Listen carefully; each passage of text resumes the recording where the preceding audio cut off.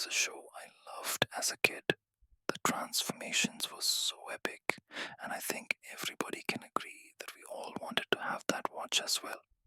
But that's enough talking. Let's get right into the video.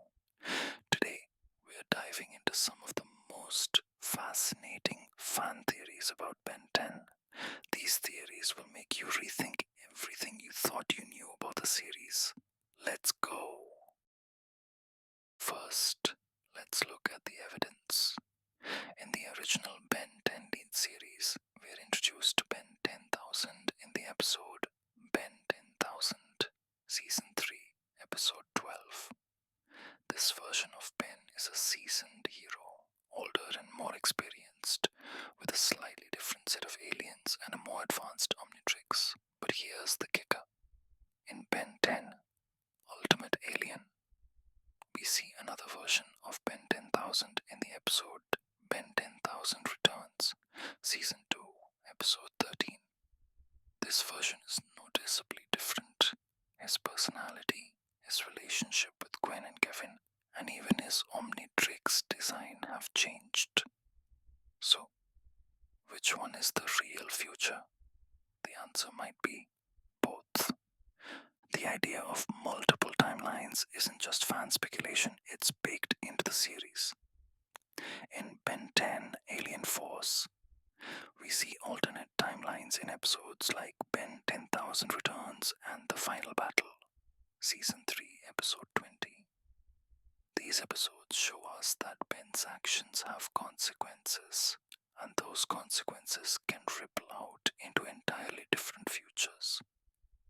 For example, in Ben 10,000 Returns, Ben's decision to stop using the Omnitrix leads to a dystopian future where Vilgax takes over Earth. But when he fixes his mistake, that timeline is erased and a new one is created. This suggests that the future isn't set in stone. It's fluid, changing based on Ben's choices. Now let's talk about the Omnitrix. This device isn't just a tool for transforming into aliens. It's a piece of technology so advanced that it can alter the course of history. In Ben 10, Ultimate Alien, Asmuth, the creator of the Omnitrix, reveals in The Ultimate Enemy Part 2, Season 1, Episode 12, that it has a fail-safe mechanism that can reset the universe if necessary. This implies that the Omnitrix has the power to manipulate time and space on a cosmic scale. If that's the case, it's not hard to imagine that Ben's constant use of the Omnitrix could create branching timelines, each one representing a different possible future. But why does this matter? Well, it adds a layer of complexity to Ben's character. If the future isn't fixed, then Ben isn't just fighting to save the present, he's fighting to shape the future. Every decision he makes, every battle he wins or loses, has the potential to create a new timeline. This means that Ben 10,000 isn't just a glimpse of what's to come. He is a reminder that the future is what Ben makes of it. Let's get visual. In the original Ben 10 series, Ben 10,000 is a confident, almost stoic hero. He's seen it all, done it all, and he's not easily shaken. But in Ben 10, Ultimate Alien, Ben 10,000 is more emotional, more human. He's still a hero, but he's also a man who's made mistakes and learned from them. These differences aren't just cosmetic. They reflect the idea that Ben's future isn't set in stone. It's shaped by his choices, his experiences, and his growth as a person. And then, there's the question of the Omnitrix itself. In the original series, Ben 10,000's Omnitrix is a sleek, futuristic version of the original. But in Ben 10, Ultimate Alien, it's a completely different design, with new features and capabilities.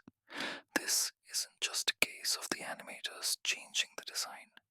It's a reflection of the idea that the Omnitrix evolves over time, just like Ben does. And if the Omnitrix can evolve, then so can the future. So 10,000 isn't just a single fixed future. He's a representation of the infinite possibilities that lie ahead. He's a reminder that the future isn't something that happens to us. It's something we create. And for Ben, that means every choice he makes, every battle he fights, is a step towards shaping the future he wants to see. This theory also ties into the larger themes of the Ben 10 series. At its core, Ben 10 is a story about growing up, about learning to take responsibility for your actions and the impact they have on the world around you. The idea of multiple timelines reinforces this theme, showing us that every choice matters and that the future is something we have the power to shape. In conclusion, the theory that Ben 10,000 is a time paradox isn't just a fun bit of fan speculation, it's a reflection of the series' deeper themes and ideas. It shows us that the future isn't fixed, that it's shaped by our choices and actions. And for Ben, that means the future is full of infinite possibilities, each one waiting to be explored. Alright, let's move on to the second theory, and this one's a bit darker. Fans have speculated that the Omnitrix isn't just a tool for peacekeeping, it's also a prison for dangerous alien species. According to this theory, every transformation Ben uses is essentially a captured specimen of that species. Let's dig into why this theory exists and whether it holds up. First, let's look at the evidence. In Ben 10, Alien Force, Azimuth, the creator of the Omnitrix, explains in War of the Worlds, Part 2, Season 3, Episode 13, that the Omnitrix was designed to help species understand each other and promote peace. But here's the twist.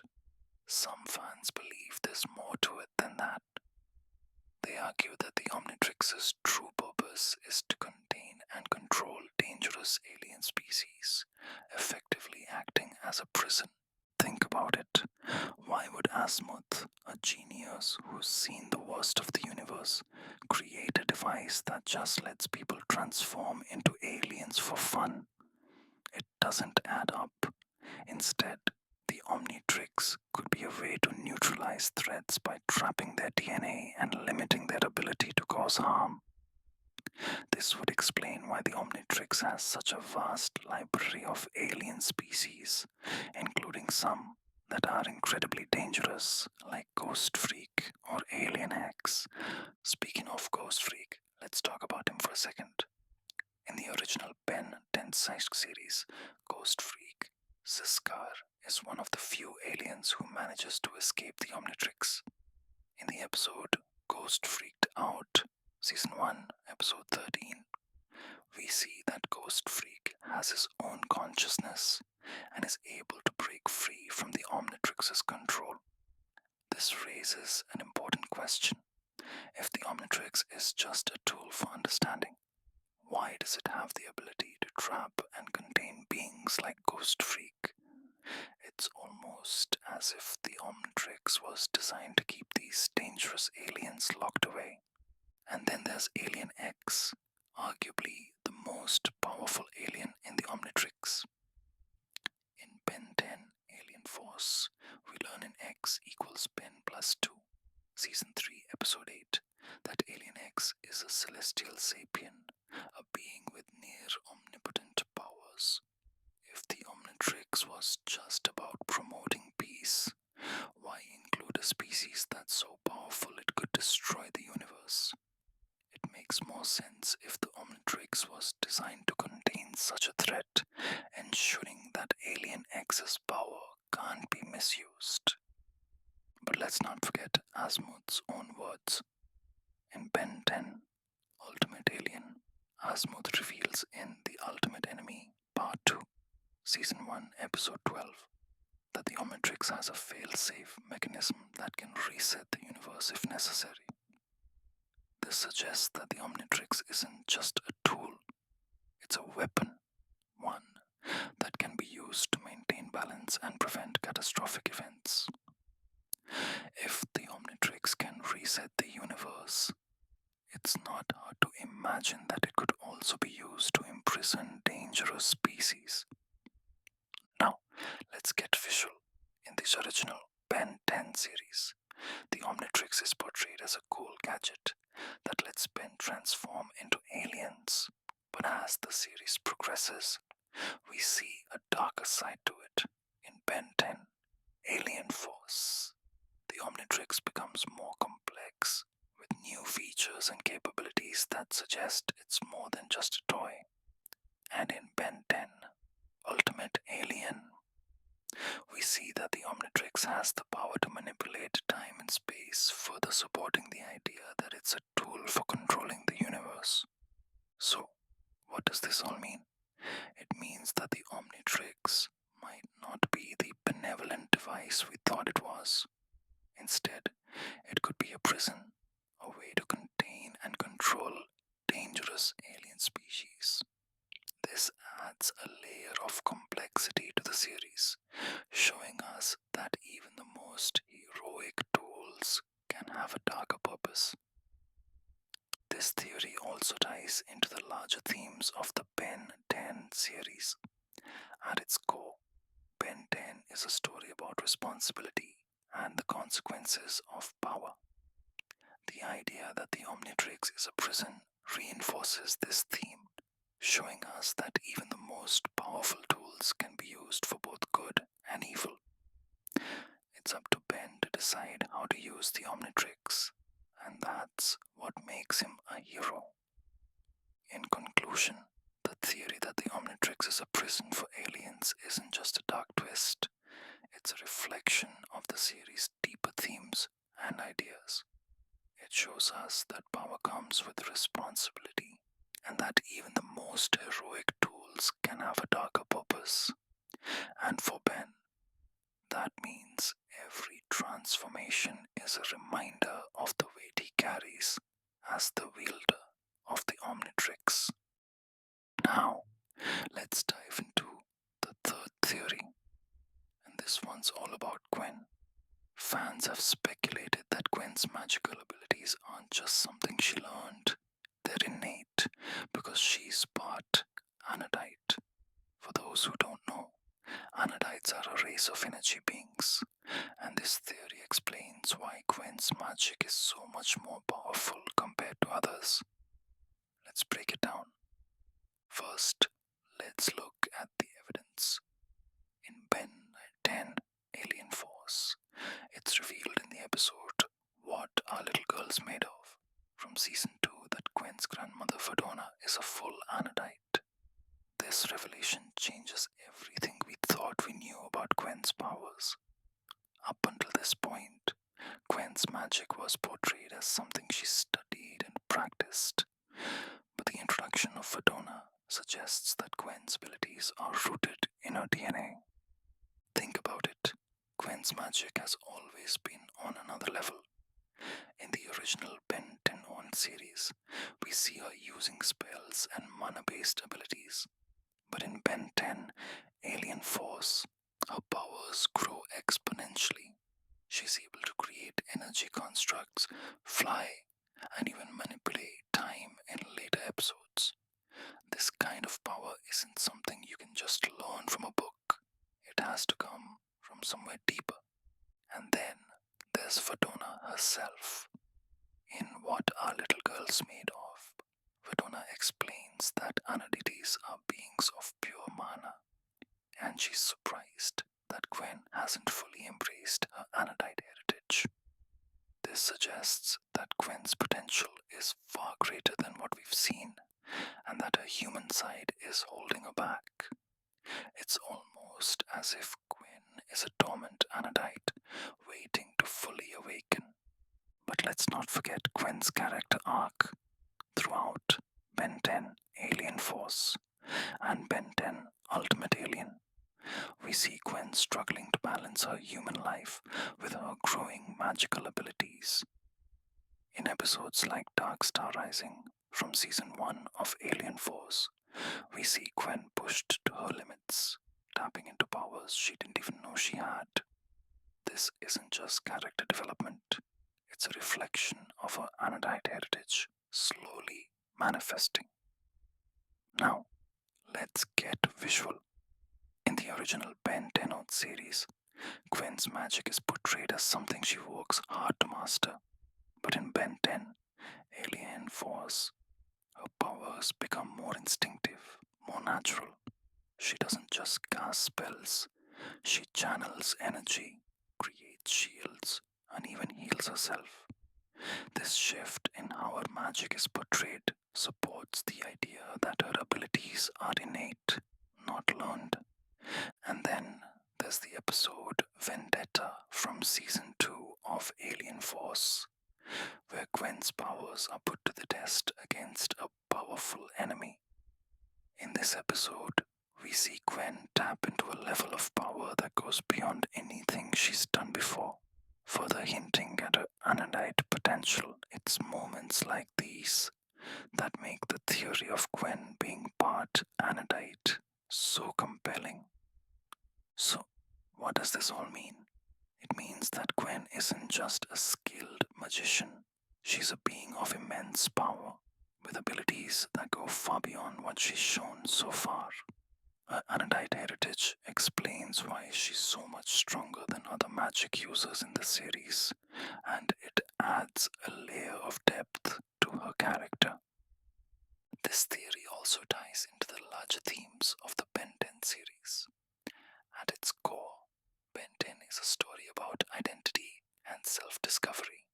For Gwen, her journey isn't just about mastering magic, it's about understanding who she is and where she comes from. The revelation that she's part Anodite forces her to confront her identity and embrace her true potential.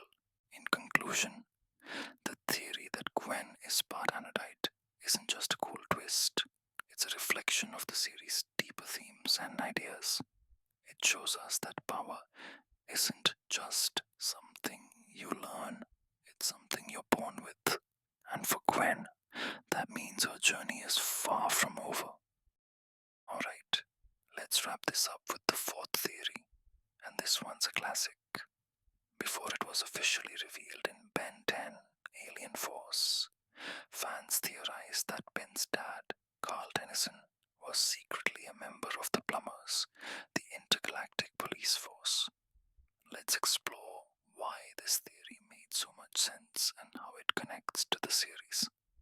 First, let's look at the evidence. In the original Ben 10 series, Carl Tennyson is portrayed as a calm, level-headed guy who's always supportive of Ben's adventures. But here's the thing, Carl seems way too chill about all the alien chaos happening around him. I mean, his son is running around fighting intergalactic criminals with a mysterious alien watch, and Carl's just like, oh, that's my boy. It's almost as if he's seen this kind of thing before. And then there's Carl's knowledge of alien technology. In episodes like The Return from season 4 of the original series, Carl shows a surprising understanding of alien devices and how they work. This isn't something your average dad would know. It's the kind of knowledge you'd expect from someone who's been trained by an intergalactic police force. But the real kicker comes in Ben 10, Alien Force, where it's revealed in the episode Voided from season 1 that Carl is, in fact, a retired plumber. This revelation confirms what fans had been theorizing for years, that Carl's calm demeanor and knowledge of alien tech weren't just coincidences.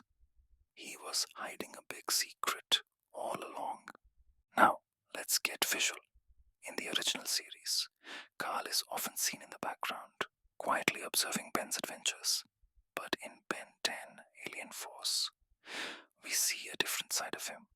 In Voided, Carl steps up to help Ben and the team, using his plumber training to assist in a high-stakes mission. This shift in his character supports the idea that Carl was always more than just a supportive dad, he was a seasoned member of the Plumbers. And then there's the episode The Final Battle from season 3 of Alien Force, where Carl's connection to the Plumbers becomes even more important. In this episode, Carl's knowledge and experience play a key role in helping Ben and the team defeat Vilgax. It's moments like these that make the theory of Carl being a plumber so satisfying. So, what does this all mean? It means that Carl Tennyson isn't just a background character. He's a hero in his own right. His connection to the plumbers adds a layer of depth to his character and explains why he's always been so supportive of Ben's adventures. It also ties into the larger themes of the Ben 10 series, showing us that heroism runs in the family. This theory also highlights the importance of family in the Ben 10 universe. At its core, Ben 10 is a story about legacy and the bonds that connect us. For Carl, being a plumber isn't just a job, it's a way of life, one that he's passed down to his son. And for Ben, knowing that his dad was a hero in his own right gives him even more reason to fight for what's right. In conclusion, the theory that Carl Tennyson is a plumber isn't just a fun twist, it's a reflection of the series' deeper themes and ideas. It shows us that heroism isn't just about flashy powers or epic battles. It's about the choices we make and the legacy we leave behind. And for Carl, that means being a hero in his own quiet, understated way. I really hope you enjoyed these 4 theories about Ben 10. Let me know in the comments which one you liked the most, or if you hated all of them. Don't forget to like, subscribe, and hit that notification bell so you don't miss any future videos. Until next time, stay curious and keep theorizing.